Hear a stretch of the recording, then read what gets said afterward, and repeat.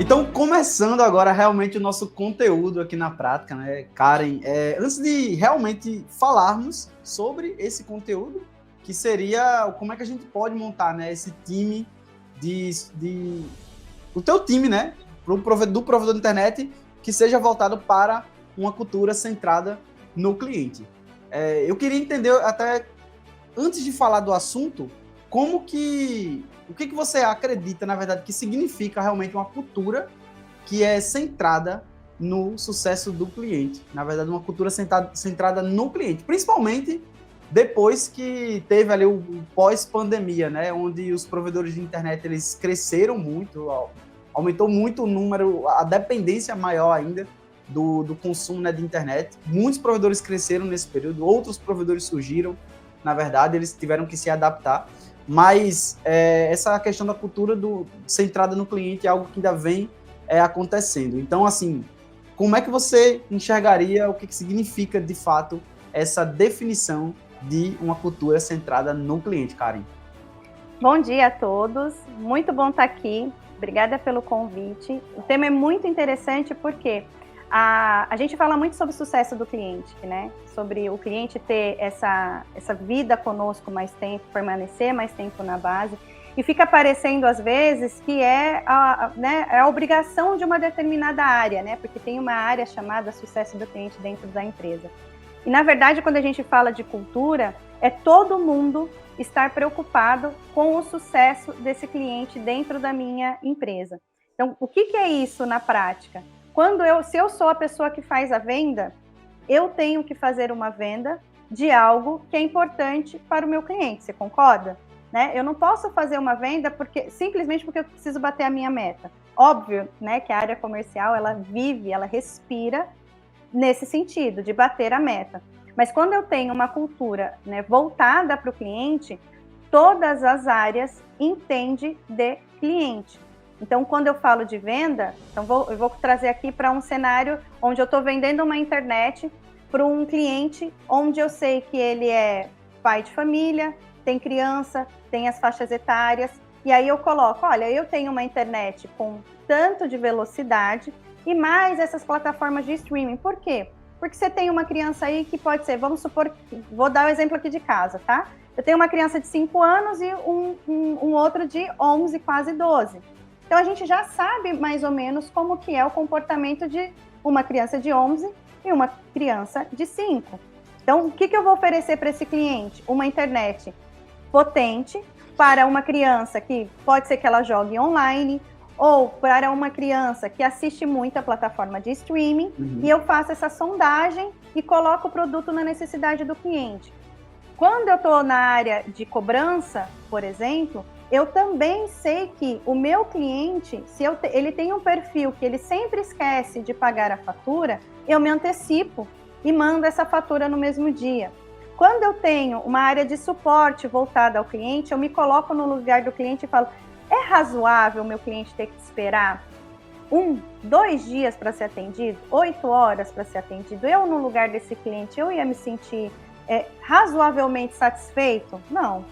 Esse atendimento ele tem que ser antecipado. Então, quando a gente fala de cultura, é cada pessoa dentro do seu pedacinho entender que o que ela faz é para uma outra pessoa. Então, ela está a serviço de uma outra pessoa que é igual a nós, que tem necessidades, que tem, né, necessidades que são gerais, que é igual para todo mundo, e necessidades específicas. Então, quando a gente tem essa cultura, claro que sofre mais. Quem que tem que, assim, não tem escolha, tem que entender muito de cliente. A área comercial, porque o cliente nasce dali, e a área de suporte, porque o cliente vai precisar de todo o carinho e de muita agilidade para que você atenda esse cliente dentro do que é razoável da expectativa que ele não fala, né? Nenhum cliente fala qual é a expectativa. O cliente que contrata a internet, ele quer ter a internet funcionando e não quer ter problema. Então, se tem problema, eu já estou atrasado, né? Então, eu tenho que correr para isso. Então, a cultura, ela traz para todos os colaboradores essa necessidade.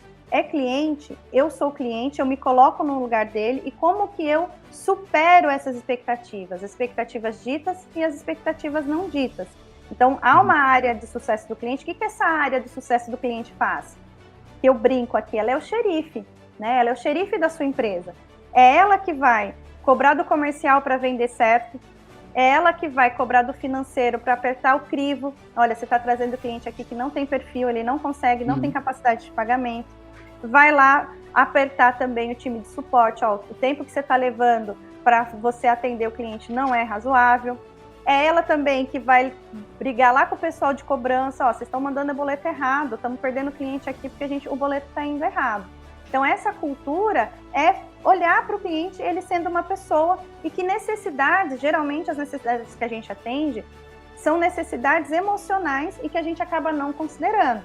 Então, essa é a cultura, né, voltada ao cliente, quando eu penso nessa experiência. Sim, e é muito bom porque dentro da tua explicação, dentro da definição que você trouxe, você sempre, pelo menos na tua fala, né, você atribui muito esse papel de tornar o cliente como uma cultura centrada no cliente. Parte disso vem do time, né? E uma das coisas que a gente fala sobre o time é a preparação que o time precisa ter para conseguir ter essa mentalidade e trazer o cliente para realmente o centro, né, das suas atividades, né, ter essa empatia. E aí, quando se trata desse treinamento, desse acompanhamento das pessoas, que a gente vê que é algo fundamental para que tudo isso aconteça, quais são as principais habilidades e atitudes que os provedores de internet devem buscar para desenvolver os seus funcionários, né, para criar uma verdadeira cultura centrada no cliente? Assim, na tua visão, quais são as principais habilidades e atitudes que eles precisam desenvolver, né, nos seus colaboradores, Karen? Acho que a principal delas é a sondagem. É você entender o que o seu cliente está buscando e que problema você resolve quando você entrega a sua internet. Então, essa sondagem, que é parte, acho que maior, né, do time de vendas, mas também pode ser parte do trabalho de todo mundo. Que problema eu resolvo? Eu não simplesmente conecto uma internet, eu conecto a internet para uma pessoa poder trabalhar da casa dela, ou eu conecto a internet para que aquela família tenha acesso ao entretenimento. Então, essa sondagem, para mim, é o principal fator, que é eu entender que problema que eu estou sanando. A outra parte, que aí é um desenvolvimento dentro da empresa mesmo, é a análise dessas informações. O nosso cliente, ele traz muitas respostas. Essas respostas estão em forma de dados. Então, quando eu olho, né, eu puxo o meu relatório de cancelamentos, eu vou ter lá uma boa parte de inadimplência, né? A maior parte é de inadimplência. E eu acabo colocando, é tudo cliente que não tem capacidade de pagamento. Olha os padrões, né? Começa a olhar padrões.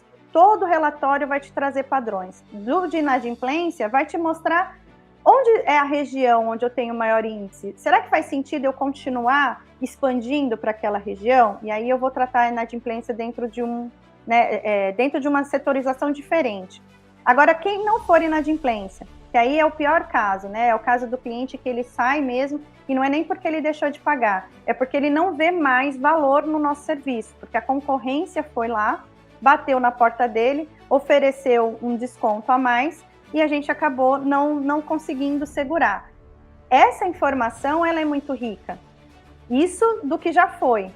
E se a gente trouxesse essa análise de dado para prevenir?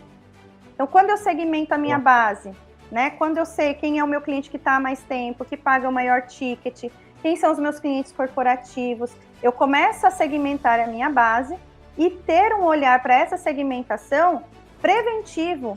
Um cliente, né, então a gente vê, muitos não, né, a maioria nem olha para esse indicador, que é a adição líquida, ou seja, tudo que eu vendo menos tudo que sai é a minha adição líquida. Seria ótimo se os provedores já fizessem essa análise. Muitos provedores não façam. Façam, a partir de hoje façam. Tudo que você vende, no mínimo, tem que cobrir tudo que sai.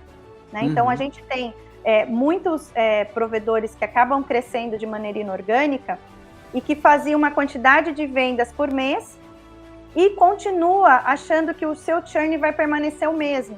Só que o churn ele vai aumentar na mesma proporção. Né? Então, se a sua base aumenta, o seu churn aumenta também. E o que é importante? Eu ter ações preventivas para melhorar o meu atendimento, para melhorar tudo aquilo que o cliente, né, que está dentro dessa jornada do cliente na minha empresa. Então, se um cliente ele tem um ticket maior, né, aqui um caso que pode acontecer muito. Então, um cliente que paga lá um ticket de R$200. O que esse cliente de ticket de R$200 significa para nós? É um cliente que paga mais para ter um serviço de maior qualidade, você concorda? Aí Sim. Ele tem um problema com a fibra dele, porque pode acontecer, esse monte de chuva que acontece agora no final do ano é prova viva, pode ser que aconteça. Aí esse cliente do ticket de 200, eu deixo ele numa fila de atendimento igual ao ticket de 70, ao ticket de 80, aí o que acontece? Esse cara do ticket de 200, ele cancela, porque ele não foi atendido dentro do prazo que ele esperava, porque ele já paga um ticket maior, e aí você traz 2 clientes de R$60. Em termos de adição líquida de base, você mandou bem. Só que a hora Sim. que você começa a olhar para o seu faturamento, você trouxe 2 clientes que não pagam o ticket de 200.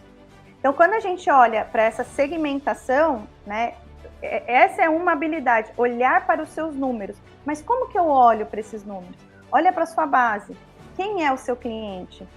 Quem paga a conta? 80% do seu faturamento vem de quais perfis de clientes? Aí eu tenho ações que vai para o meu time de atendimento. Então, ó, esse cliente aqui, se entrar, ele tem prioridade. Ele fura fila. Ele não tem o mesmo atendimento que um cliente que paga um ticket menor. Da mesma forma que um cliente corporativo, ele tem um outro caminho. Porque o prejuízo de um cliente, né, corporativo é infinitamente maior do que um cliente residencial. Todos os clientes são importantes? Todos os clientes são importantes. Mas eu preciso segmentar para dar atendimento superior a quem paga um ticket superior. Isso para o atendimento. E se eu olhar para a minha base, identificar quem é o meu cliente ideal, crio essa persona e calibro no treinamento do meu time comercial só para trazer esse tipo de cliente. Você imagina a qualidade que isso gera na sua base? Então, as habilidades, quando a gente fala da cultura centrada no cliente, ela vai desse perfil, né, onde eu tenha essa sondagem, onde eu entenda de cliente, de pessoas, e também essa capacidade de fazer leitura dos dados para que eu tenha ações estratégicas para manter a minha base crescente, mas crescente também o meu faturamento, logo o meu LTV, né, que é o valor do meu cliente ao longo do tempo. Então, seriam as principais, na minha opinião, são essas. Bacana. E quando a gente consegue, inclusive, parar para analisar, né? Isso que você acabou de dizer, obviamente aquelas pessoas que estão ali dentro da operação, elas não têm como parar e fazer isso. Na verdade, isso é um papel que é da liderança, né? Dos gestores, dos setores que precisam, primeiro, ter essa clareza do papel deles, nessa análise de olhar para os dados, olhar realmente ali para o cliente, para poder, a partir daí, transmitir isso para o time, né? Através dos números. Mas aí a gente acaba entrando, inclusive, na minha outra pergunta, né? Que eu acredito que, inclusive, parte dela você já respondeu, que é quais seriam as ações práticas, né? Do ponto de vista, mesmo assim, do cotidiano, que a liderança, os gestores, enfim, próprios os donos, né? Ou os sócias, enfim, do provedor de internet, eles precisam adotar para garantir que a cultura de sucesso do cliente não fique apenas no slogan, mas que seja realmente algo que seja enraizado de fato na cultura mesmo do time. Então, na tua visão, quais seriam essas ações práticas, de acordo aí com a tua experiência, e o que o dono de provedor que está aqui assistindo, que está aqui nos assistindo agora nesse momento, pode trazer para tornar isso algo muito prático, enraizado no time? Ele precisa ter um planejamento estratégico, onde ele define o quanto de base ele quer ter, né? Então, agora a gente está começando a fase do planejamento de 2025. Então, os nossos clientes, a gente já está fazendo isso agora em novembro. Então, você planeja o ano de 2025, você quer ter quantos clientes, né, na sua base? Com qual ticket médio? Seriam as duas informações que partem daí. Então, eu quero ter tantos clientes e tanto de faturamento. A partir daí, a gente desdobra para ações dentro de cada um dos pilares da sua empresa. Pessoas, processos, clientes. financeiro. Tendo isso claro, cada líder sabe qual que é o seu desafio. Então, se eu tenho que trazer mais clientes com um ticket X, eu tenho que ir atrás desse cliente. E aí a gente começa a desdobrar, fatiar esse planejamento, que é, quem é esse cliente, então? Então, se eu preciso ter essa receita, eu não posso ter, né, o churn precisa estar controlado. Então, o que eu vou precisar fazer? E aí eu vou cascateando a estratégia num plano tático, que vai estar mirando nessa estrela guia que a gente chama, que é a minha base desejada e o meu faturamento desejado. No dia a dia, como que isso vai funcionar? Eu preciso entender se a minha equipe está apta, se eu estou com a pessoa certa no lugar certo, se eu preciso contratar ou substituir colaborador, ou se o meu problema é desenvolver colaborador. E aí isso no dia a dia, como é que eu faço? Como é que eu sei? Como que eu descubro? Olhando os indicadores. Então você tem, a partir do momento que você traça o seu plano estratégico, você precisa ter um conjunto de indicadores que todos os meses vai te mostrar se você está dentro do que você precisa fazer para chegar ao final do ano com aquela meta que você estipulou no começo. E aí, quando eu olho para o indicador, o que eu vou ter? Indicadores que estão performando, né, dentro do que é esperado e indicadores que estão performando abaixo do esperado. Então, se ele está performando abaixo do esperado, eu coloco uma lupa. Tá, que indicador é esse? Não, o meu indicador de churn. Se é o meu indicador de churn, deixa eu abrir aqui e entender o meu churn. O meu churn está por quê? Por conta de atendimento, inadimplência, né? O que é que está motivando o meu churn? Ah, é inadimplência. Eu boto lupa na minha inadimplência. Então, o que tem aqui? Vamos melhorar essa régua? Vamos ter mais contato com o cliente de maneira preventiva? Vamos mudar o MOP, né? De vez ser boleto, vamos colocar aqui um MOP automático, um cartão de crédito, um débito em conta, vamos mitigar? Isso vira plano de ação. E aí, com esse plano de ação, eu vou conduzindo o time. Então, nasce primeiro dessa estratégia do que você quer, né? O que você quer para o ano, e você vai desdobrando isso num plano tático, olhando os indicadores. Então, se os indicadores não estão performando, eu preciso aprofundar essa análise. De novo, entender sobre cliente. Então, você vê que tudo se costura, né? Tudo vai fazendo sentido, tudo vai ficando amarradinho. É tudo pensando no cliente, centrado nele. O que está levando, qual que é a motivação que está por trás desse número? Então, essa seria a indicação nesse caso. Massa, muito bom. E engraçado, né? Porque a gente está falando aqui agora e esse conteúdo que você acabou de explicar, na verdade, né? Acaba vindo até para a minha próxima pergunta. A gente está falando assim, mas nem deixamos aqui apenas um papo, mas o que eu queria era, tipo assim, entender isso e você já está me respondendo as outras coisas, né? Que seriam basicamente quais são as métricas principais, né? Dentro desse planejamento. Porque você falou, tá, eu preciso antes iniciar para que eu consiga trazer essa visão de forma mais enraizada do time, do ponto de vista dos gestores, para que venham até o time, eu preciso ter realmente a visão de onde eu quero chegar, e aí a partir daí vem a quantidade de clientes, faturamento, enfim, e eu vou desdobrando isso em um plano tático ao ponto de chegar em ações do dia a dia através de um plano de ação, né? Que foi o que você acabou de dizer. E você citou muito a questão dos indicadores.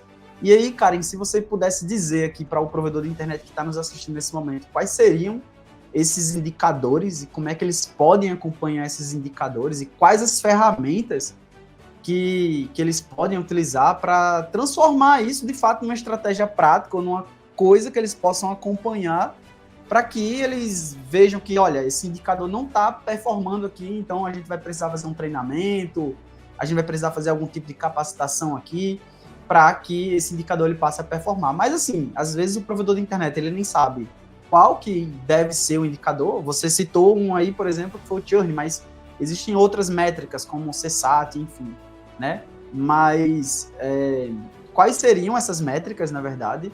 E qual que seria, se você puder dizer também, algum benchmarking para eles, né? Um valor ali médio, um valor ali que é aceitável dentro dessas métricas e como acompanhar, desde ferramentas que existem até, sei lá, a boa e velha planilha.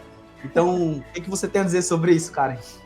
Olha, a gente tem, hoje na consultoria a gente acompanha mais de 136 indicadores, né, de performance. Nossa, muito bom. E porque conforme você vai ficando especialista no assunto, você precisa aprofundar a sua lupa, né?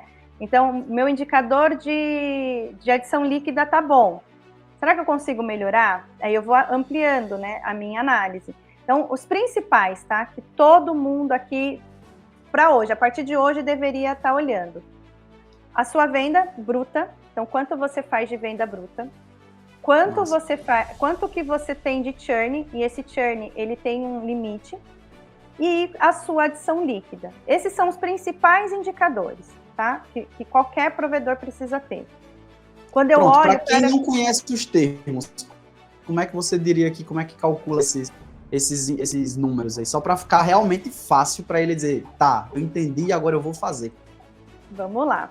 Então, a venda bruta é a venda bruta. É tudo que você vende em todos os canais dentro da sua empresa, né? Então, você vai analisar o quanto você está vendendo.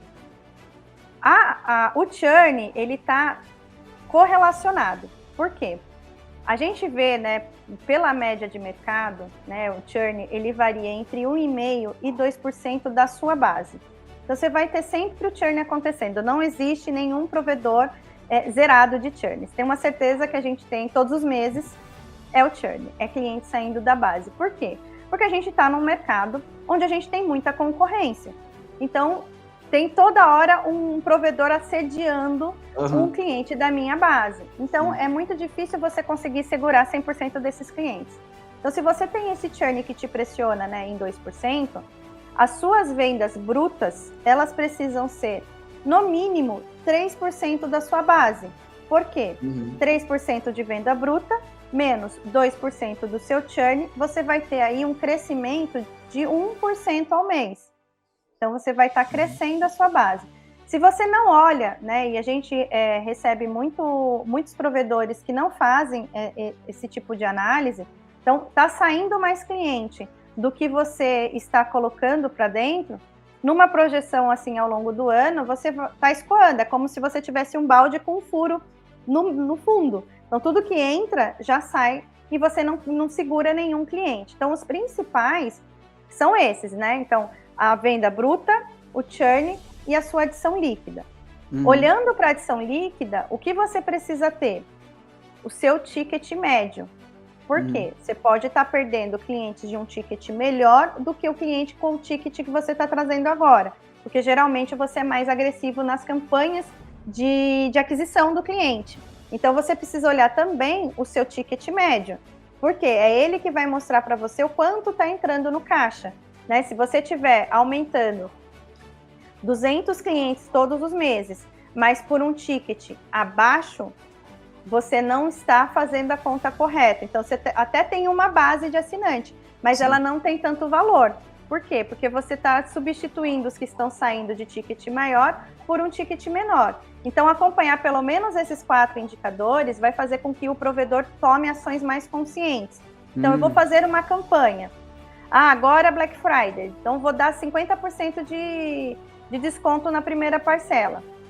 Se for na primeira mensalidade, ok. Agora, se você estender muito isso, você está comprometendo o seu faturamento.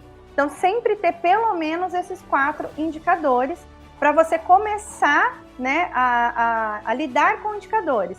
Conforme você vai ajustando, você vai vendo que esses indicadores eles começam a ficar mais saudáveis, né? Então, esse seu gráfico, né, numa ascendência. Aí é que a gente começa a aprofundar. Então, onde é que eu começo a otimizar? Então, como que está o meu índice de retirada, de reciclagem de equipamento? Como que eu melhoro a minha performance? Aí eu começo a aprofundar de acordo com o que eu tenho, né, mostrando ali no indicador. Então, se o meu pilar pessoas, nossa, eu estou vendo aqui que eu estou tendo muita gente saindo, né, da minha empresa. Ou a gente tinha uma produtividade X e essa produtividade tá caindo. O que está motivando esse declínio na produtividade? Será que é alguma ação pontual, algum gestor que saiu e aí essas pessoas acabaram diminuindo a produtividade? Então, para cada indicador, você vai aprofundando a análise, mas para começar, no mínimo esses 4. Bacana. São realmente indicadores básicos, assim, pilares, né, de empresas de recorrência. Primeira coisa que o provedor precisa fazer aí é ficar sair do 0 a 0, na verdade, né? Porque o que não quer é passar anos e anos e ficar sustentando uma métrica de vaidade, que é a base de clientes, né? E não olhar para realmente o faturamento, crescimento em faturamento, e não crescimento em base. E aí, quando você citou esses indicadores, é justamente isso, né? É olhar para o crescimento em faturamento. Então, olhar para o faturamento, né? Esse crescimento sustentável que a gente chama, né? Você cresce em faturamento e você também... e quanto tempo esse cliente está permanecendo na base? Então, quando você começa a aprofundar, beleza, eu estou crescendo, meu ticket está legal. Quanto tempo esse cliente está permanecendo comigo? Aí eu começo a olhar um outro indicador, que é o de permanência. Poxa, quantos dos clientes que não pagam a primeira fatura? Aí eu começo a melhorar a minha análise, entende? Eu parto do simples, entendo muito do simples, e aí eu vou aprofundando essa análise para eu cada vez estar melhor. E aí a gente volta centrado no cliente. Então, se eu tenho um cliente, né, que está mais tempo comigo, o que eu faço para ele continuar? Né? Então, chegou um provedor que está oferecendo mais coisa aqui. Então, eu vou oferecer mais também. Só que o que a gente vê às vezes não pode ser um erro, mas às vezes de um equívoco. Eu vou oferecer SVA para esse cliente, porque agora meu concorrente está dando um monte de SVA.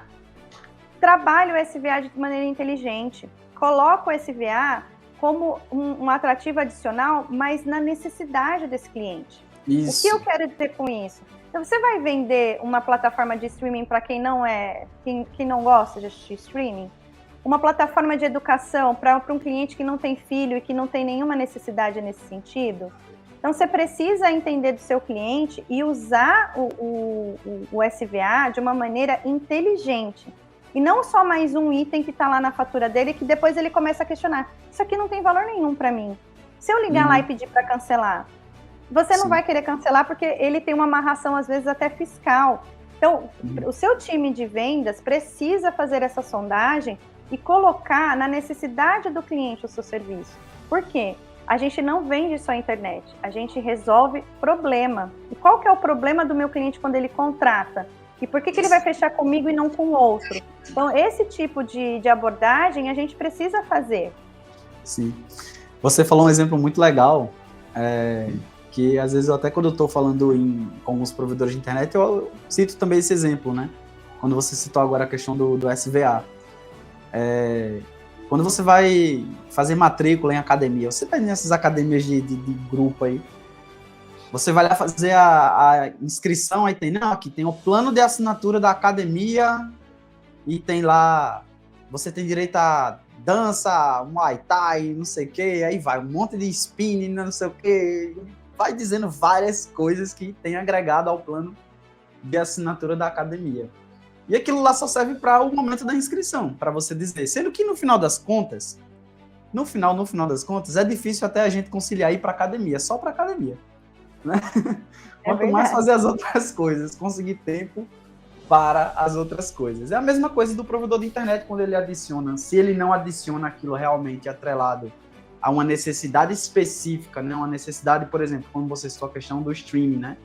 Eu atrelar isso, esse produto, e não linkar a necessidade do cliente ao produto, no final das contas você vai estar adicionando um SVA que no final não tem valor nenhum. Então não deveria nem se chamar SVA, Serviço de Valor Agregado, porque não agrega valor nenhum ao cliente.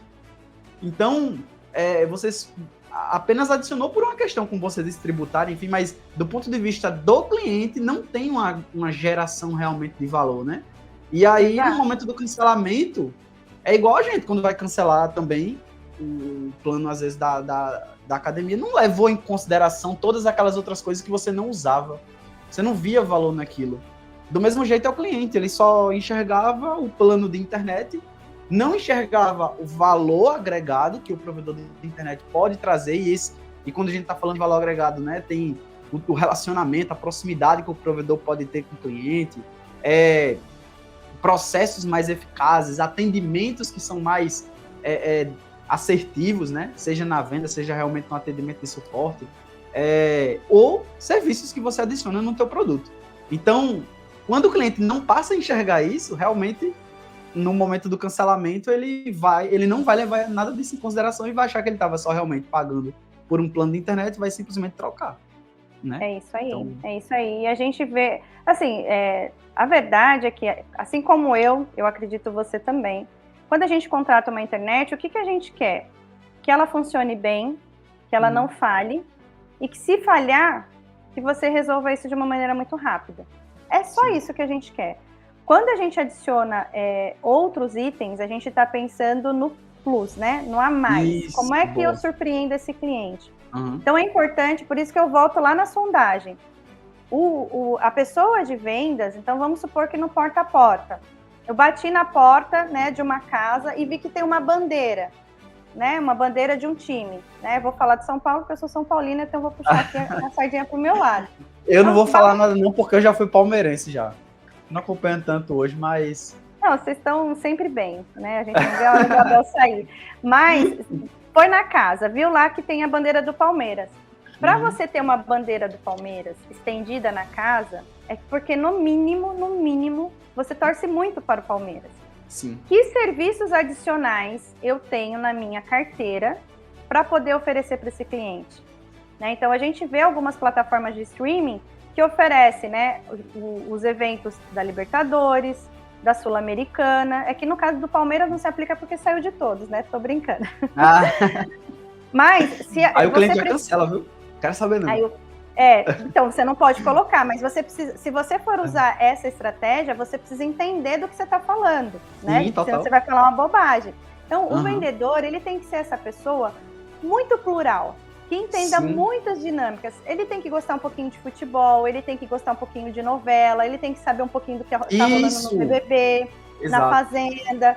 Porque se ele for vender uma plataforma de streaming, ele vai puxar esse assunto. Esse assunto que parece que é despretensioso, na verdade, ele é uma forma de você investigar o cliente e colocar ele na necessidade. Então, vamos supor, isso, você tem que estar conectado, né? Esse rapport, ele precisa acontecer. Então, no televendas, vamos supor que você está com um cliente no televendas. Ouviu uma criança no fundo. Tem criança aí? Tô com meu sobrinho, é meu filho, não sei o quê. Quantos anos? Você fica com essa criança na semana? Nossa, olha que legal. Sabe o que eu consigo liberar aqui para você? Eu consigo liberar, vou fazer propaganda aqui, consigo liberar um Play Kids para você na sua assinatura. Você já conhece? Cara, é muito legal, porque a criança fica entretida, você não tem problema porque tem a questão do controle parental. Aí você começa. Mas o vendedor, ele precisa fazer a leitura e sair do convencional. Você tem tanto de banda, vai pagar tanto... Não, coloca dentro da necessidade desse cliente, esse serviço adicional. Ele precisa perceber. E aí, a máxima se você fechar comigo, você vai ter mais qualidade no seu serviço e eu garanto que o nosso atendimento é o mais rápido da região. É isso que o cliente quer. Então, não adianta ser essa metralhadora de SVA, eu tenho isso, mas esse, aquele... A pessoa já se perdeu, eu faço o quê? Nem conheço, para que eu quero isso daqui? Eu preciso entender. Então, o vendedor, ele tem que ser aquele cara curioso, estudioso e que gosta de conversar. Por quê? É na conversa que eu começo a entender, o meu serviço resolve esse problema, aí eu tenho outro negócio que resolve esse problema, e aí eu coloco na necessidade do cliente. Aí ele sai na frente, ele consegue vender e com a sensação de dever cumprido, não só de meta batida, né? Poxa, eu resolvi de fato um problema daquele cliente. Então, isso são aspectos que às vezes a gente não considera, a gente só vai fazendo na metralhadora mesmo. Sim, e muitas vezes o vendedor ele fica tão pressionado pela questão do bater a meta dele. Preciso bater a meta, que acaba esquecendo esse contato, né? Esse contato realmente com o cliente. Então, às vezes, você tem até o serviço lá, como você tinha citado, o streaming, mas pode ser outros serviços que você agregou aí no teu produto, né? No teu plano de internet, mas mas esse vendedor, o vendedor no momento ali do tato com o cliente, ele não consegue transmitir a real necessidade daquele cliente com aquele produto. Porque no final, na hora de vender, ele só vai dizer, não, beleza, o nosso plano tem aqui, tem Paramount Plus, tem HBO, tem não sei o que, aí o cliente fica olhando assim, o que é HBO, né? Tipo assim, você pega aquele cliente bem, por que eu bem do interior, né? Tipo Sim. assim, você pega uma senhorinha do interior, sou do interior daqui do Rio Grande do Norte, você pega aquela senhorinha ali do interior, você chega pra ela, então, a gente tem o Spotify, Paramount Plus, Disney Plus, não sei o que, ela fica olhando pra você assim, tipo, tá, agora você chega pra ela, então, Dona Maria, você gostava de assistir Rei do Gado, não sei o que, não gosta, pronto, deixa eu te dizer, você vai assistir aqui, ó, 24 horas por dia, está aqui no Globoplay, tá dentro do seu plano, você vai assistir Rei do Gado, vai assistir Chocolate com Pimenta, vai assistir não sei o que lá, e começar a falar as novelas que a senhorinha gosta. É isso. Entendeu? Exatamente. Tipo, você quando falou, tipo, ele tem que gostar de uma novela, tem que assistir futebol, tem que não sei o que. Ele tem sim que ser curioso, porque no final das contas ele não vende. Não é o Paramount Plus, o Disney Plus, não é esses plus da vida, não. O que ele vende é o que o cliente precisa, e o que o teu produto oferece para aquilo que o teu cliente precisa, e você tem que casar. E para isso ele tem que realmente conversar. E esquecer um pouquinho esse lado da meta, né? Porque no final das contas a meta vai ser batida, mas por consequência dessa proximidade que ele vai ter com a identificação da necessidade com o produto que ele está vendendo, né? E estudar também, né? Então, se você já sabe, assim, eu gosto muito de futebol. Então, eu sempre uso isso a meu favor. Se eu gosto de futebol, eu trago na vertente futebol. Então, vai na vertente... Se você não... Tem coisas que a gente não gosta, né? Por exemplo, o BBB mesmo, é um programa que divide opiniões. E eu brinco, né? Todo mundo gosta, tem gente que tem coragem de assumir, tem gente que não. Mas todo mundo sabe alguma coisa que está acontecendo no Big Brother, né? Mas a maioria das pessoas fala que não gosta. Mas vai naquilo que você é confortável e você se conecta com essas pessoas. Seja você também, sabe? Sim. Use isso tudo que você já tem em você, todo o conhecimento, toda a sua experiência, a sua história, a sua jornada. Usa isso na venda e procura estudar os números. Onde estão o maior número de pessoas que eu tenho mais afinidade para fazer essa venda? Porque às vezes, sabe onde é que o vendedor vai vender? Para a família, para os amigos, na faculdade, na escola. E ele não vai vender das 8 às 18. Ele vai vender, pronto, ele virou um vendedor. Então ele não tem, eu coloco a capa de vendedor, depois eu tiro a capa de vendedor. Se for algo prazeroso, ele vai fazer isso de uma maneira muito fluida, muito orgânica. Mas ser estudioso, ser curioso e ser humano. Então, aí eu te falo, quando você for contratar um vendedor, se a gente tiver donos de provedores, gestores de provedores aqui, é importante você fazer a análise para ver se essa pessoa ela tem perfil para ser vendedor. Porque às vezes ela é muito esforçada em determinadas áreas, mas há um perfil certo para atuar nessa área. E o que a gente percebe é que às vezes o vendedor, já reparou? Estamos contratando vendedor sem experiência. Às vezes, né, porque você quer pagar um salário mais baixo. Às vezes é melhor contratar uma pessoa que tenha muito perfil. Mesmo que seja sem experiência, faça uma análise desse perfil para ver se essa pessoa tem o mínimo que se espera de um perfil de vendedor, que é aquela pessoa mais influente, que conversa mais, né, que tem essa facilidade de relacionamento. Contrata esse, se você tiver né, que contratar alguém que não tenha experiência, pelo menos tenha um critério de contratação que esteja mais próximo de um vendedor de sucesso. Porque se a gente não tiver critérios para fazer contratações, a gente vai criando aí um time de vendas que às vezes ele era ótimo para fazer uma outra coisa, sabe? Então, tenha metodologia para fazer qualquer processo dentro da sua empresa. Isso vai fazer a diferença do provedor local. Massa. Karen, assim, a gente está falando bastante sobre esse tema, né? Você tem algum exemplo prático, né, que você gostaria de compartilhar, um exemplo assim real de um provedor de internet que conseguiu transformar a cultura, né, em ser mais centrada no cliente? Quais foram os principais aprendizados desse caso prático? Olha, a gente tem um cliente referência aqui para nós, que é a WSNet, é um provedor da área litorânea aqui de São Paulo, e ele é totalmente voltado para a cultura do cliente, centrado no cliente. Então, ele é líder na região dele, e isso não é algo que a área de sucesso do cliente tem como máxima. É uma máxima da WSNet. Então, quem quiser conhecer, né, o trabalho deles, vocês vão ver que a rede social deles é mais humanizada. Quando a gente bate na tecla que a sua rede social precisa ser humanizada, e eu sei que muitos provedores têm até falar de rede social e falar, eu não quero porque os clientes estão reclamando, vão todos para lá. Tem estratégia para isso, né? Então, não é porque eu não tenho rede social que os clientes vão deixar de reclamar. Eles não vão reclamar ali, mas eles vão fazer no boca a boca. Então, você precisa resolver o problema dessa reclamação. Então, a WSNet, ela tem essa cultura muito voltada para o cliente e ela faz exatamente o que a gente prega na consultoria, né? Então, as suas pessoas precisam estar felizes e voltadas a outras pessoas, porque a gente vende né, a assinatura é para um imóvel, né? Então, a gente fala que o nosso mercado de telecom, ele acompanha o crescimento imobiliário da sua região, mas no fim das contas você está vendendo para uma outra pessoa. Os seus processos estão voltados para a cultura voltada para o cliente.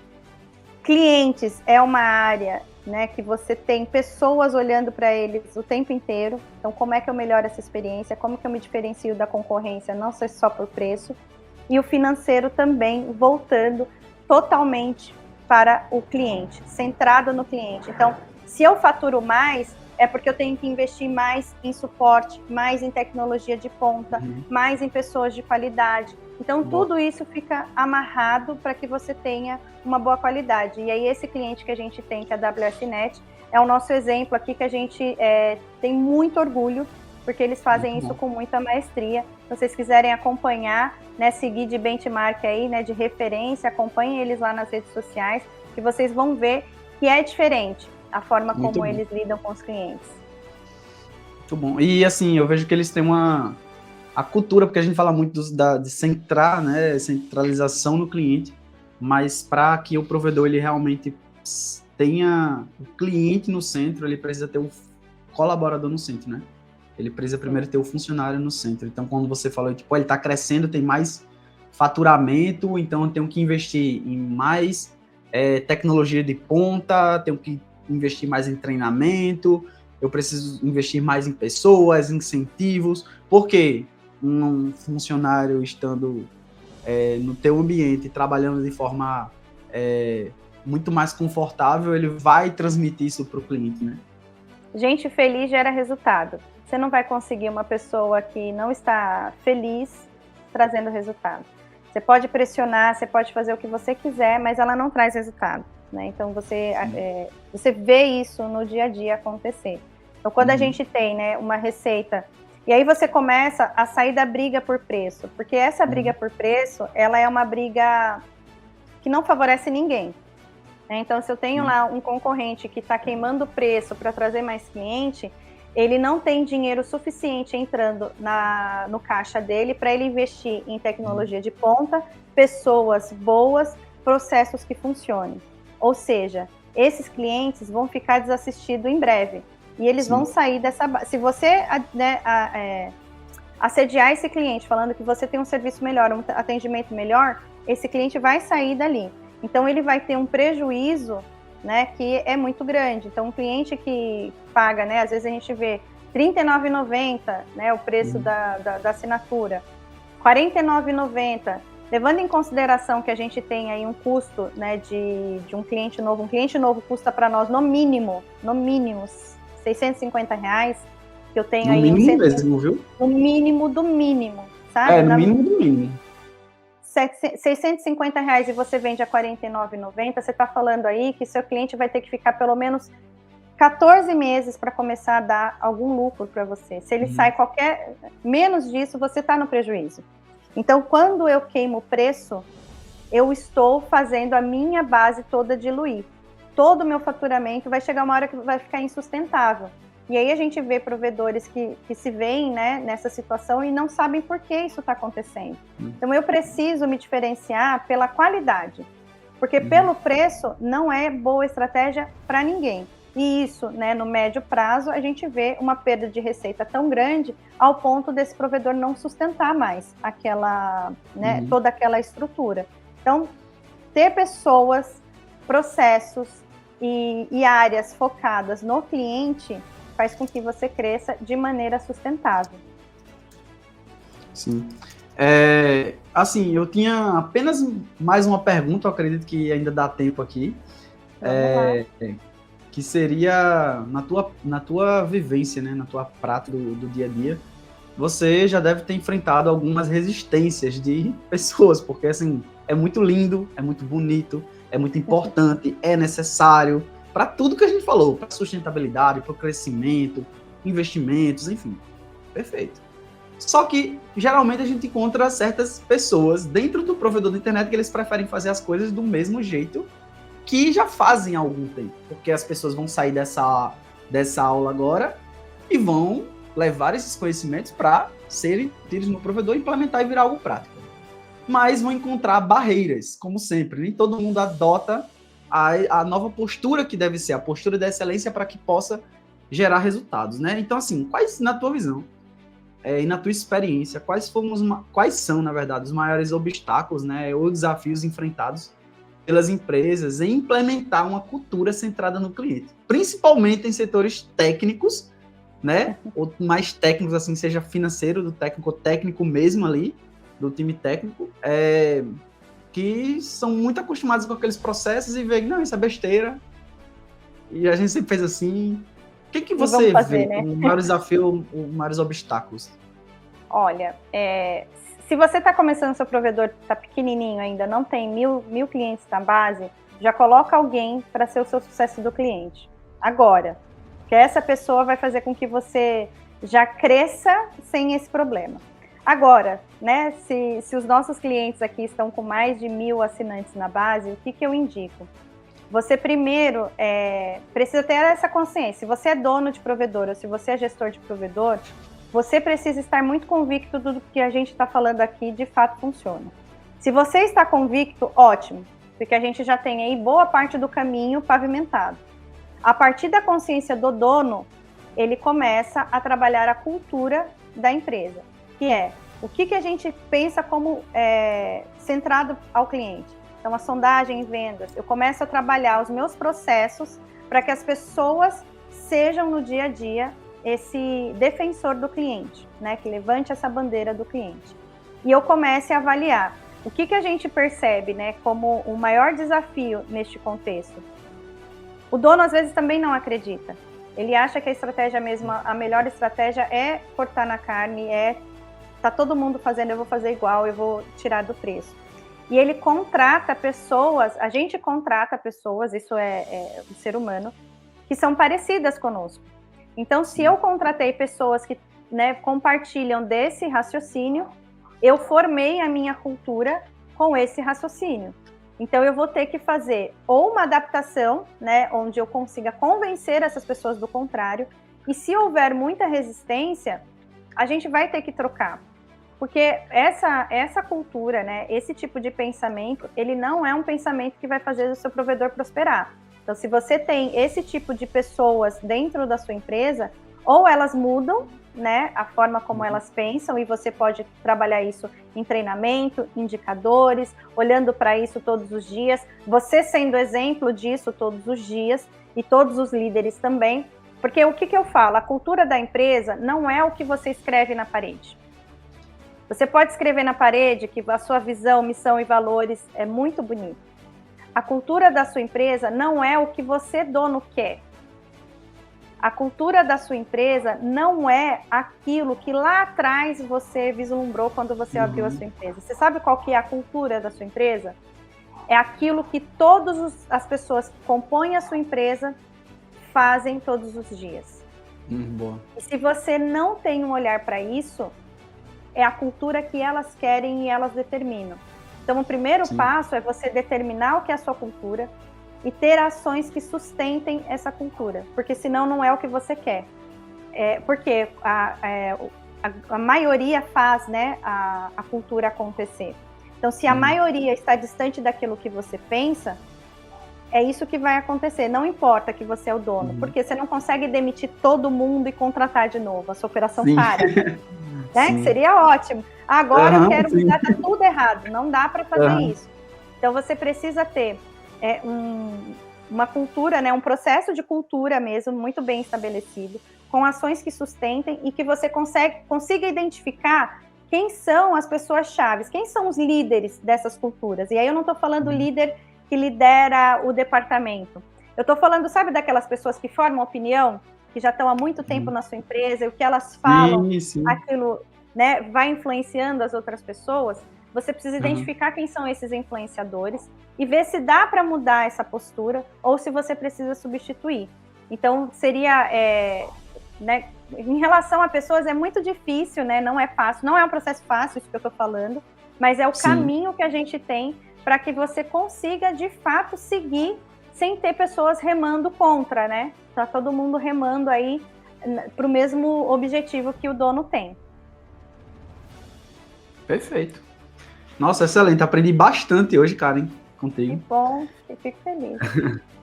E acredito que não foi só eu, né, mas todos que estão aqui assistindo nesse momento também. Tem muitos insights aqui que, com certeza, vão ser extremamente úteis. A gente, nesse bate-papo, a gente conseguiu mostrar os caminhos, né, para que eles possam aí dar os primeiros passos. E se caso, obviamente, tiverem precisando de uma ajuda mais aprofundada, podem falar com Karen, né, Karen? Pode falar com Karen, pode chamar aí. Aí você pode dizer como é que eles podem te encontrar, quais são os canais, enfim. Mas, enfim, eu queria agradecer por ter aceitado esse convite, por ter vindo para cá e trazer toda essa experiência, essa expertise que você tem e trazer de forma tão fluida e tão didática. Então, muito obrigado, Karen. Parabéns pelo conteúdo. E é isso. Se o pessoal aí quiser te conhecer, como é que eles fazem? Olha, a gente está no Instagram, então é @isp4, o numeral consultoria, é o nosso Instagram da consultoria. Eu, né, se vocês quiserem me encontrar, é Karen Banar mesmo, do jeito que está escrito aqui, eu estou no Instagram também. Na página do nosso Instagram da consultoria tem o WhatsApp, então vocês podem contatar a gente por lá mesmo. E a gente tem um diagnóstico gratuito para você saber quais são as áreas, né, que tem maiores oportunidades de melhoria, né? Então, onde você tem as maiores deficiências, é gratuito, então está disponível no nosso site também. Quem quiser, né, o link para poder fazer esse diagnóstico, porque o nosso propósito é, de fato, desenvolver os provedores para que eles cresçam de uma maneira sadia e que lá na frente eles decidam se eles querem continuar expandindo ou se eles querem fazer a venda desse provedor, né, para um outro player que queira contratar, né, que queira fazer essa aquisição. Então, a nossa ideia é trazer essa consciência, sair dessa briga só por preço, porque ela não leva a lugar nenhum, de fato, ela não leva a lugar nenhum. E ficamos à disposição, tem bastante conteúdo também dentro da nossa plataforma. Sigam a gente lá no Instagram e, se precisar, a gente faz uma reunião, né, para explicar mais como que funciona a consultoria, e sempre tem um bônus, a gente sempre faz uma consultoria express aí de graça para todos os clientes que contatam a gente, porque esse é o nosso propósito, né, melhorar a vida dos provedores. Olha aí, muito bom.